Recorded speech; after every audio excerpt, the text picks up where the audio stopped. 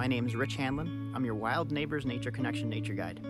It's stick season in the Adirondacks, and with our deciduous trees looking so dismally brown and naked, the mosses that blanket the forest floor may offer a pop of liveliness to the landscape.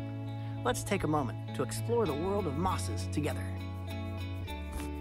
There's something about moss that, when we give our attention to it, has the ability to awaken our senses of wonder and curiosity.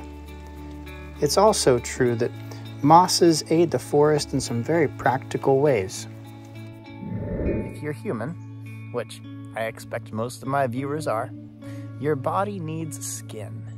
And for us, skin is good for protection, for temperature regulation, and for water retention. For these same reasons, we can think of mosses as being the skin of the forest community. The moss on the bark of this tree has piqued my curiosity. I think I want to take a closer look. And I brought some tools to help me with that today. As a bird nerd, I'm usually carrying a set of binoculars around with me, and these can be immensely helpful for this purpose. Now, binoculars are a multi-tool. You can use them to look at things far away, like this, and you might think of this as the proper or quintessential use for binoculars. But that's not all they're good for. If you turn them around backwards, right?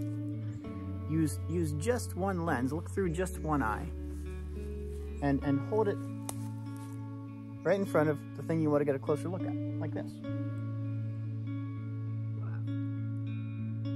There, I'll let you have a turn.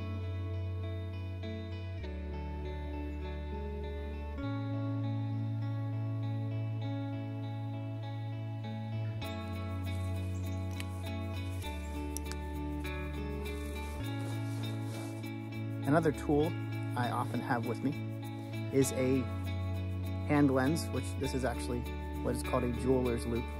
It's got a 30x and 60x magnification on it.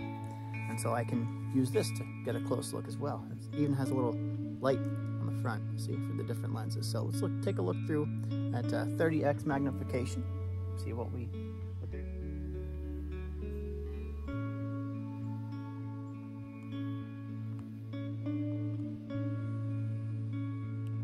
Now let's switch it up to 60x magnification.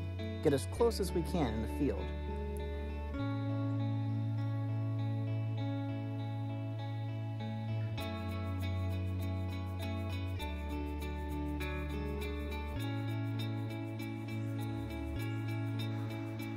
Moving into the forest floor, we find a species of feather moss, aptly named because they get their common name from taking on the appearance of a feather with that central stalk and side branches. I like feather mosses because not only do they provide good ground cover, hold in moisture, protect the soil underneath from erosion, they also have a symbiotic relationship with cyanobacteria, which can take nitrogen from the air and the moisture in the air and bring it into its own body, therefore bringing nutrients, much needed nutrients, to the forest community via feather mosses. And here, growing in proximity to the feather mosses, is a totally different species of moss, totally different appearance. These are haircap mosses, another very nice ground cover moss for the forest community.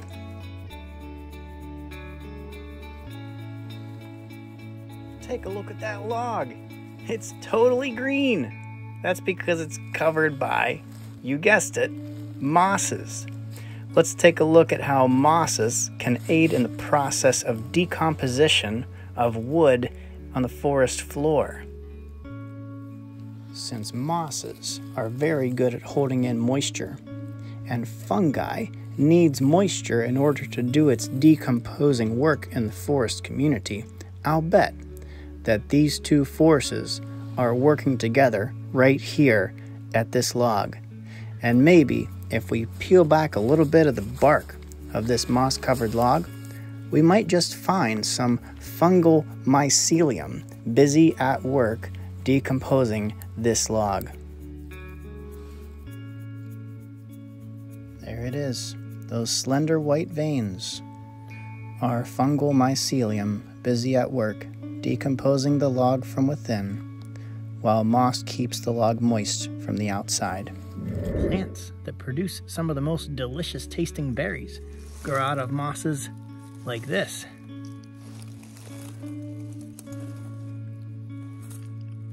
Yum, wintergreen. Not only do mosses provide stability to existing forests, mosses are also key players in the establishment of new forests everywhere. Take a look at these boulders, these rock-top communities that are like little forests in the making. Some housing only a thin layer of moss, others with moss so thick that the vascular plants like ferns and even trees have taken root and are now standing tall. And speaking of trees, isn't there something special about taking a walk through the woods and giving attention to the different colors and shapes and structures of the trees and their branches as we make our way through the forest community? I think to myself, why not do the same thing with mosses? To take time to notice the different colors, different shapes, different textures of the mosses that reside in the ecosystems that we share. Not only the mosses, but also their close relatives, the liverworts.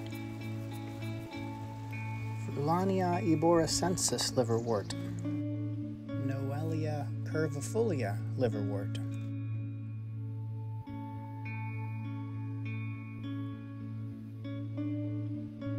Basania trilobata liverwort,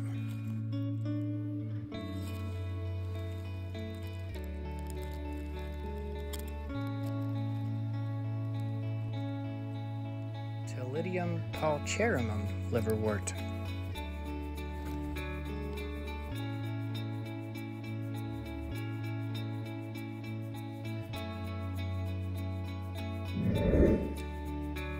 Now that we've explored a little bit of the world of mosses, I wonder what wonderfully fascinating mosses you might discover the next time you decide to give your favorite forest patch a dermatology exam.